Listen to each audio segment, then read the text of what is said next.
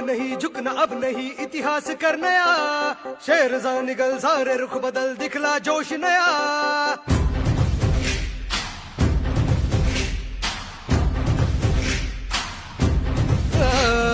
रुकना अब नहीं झुकना अब नहीं इतिहास कर नया, शेर सा निकल सारे रुख बदल दिखला जोश नया।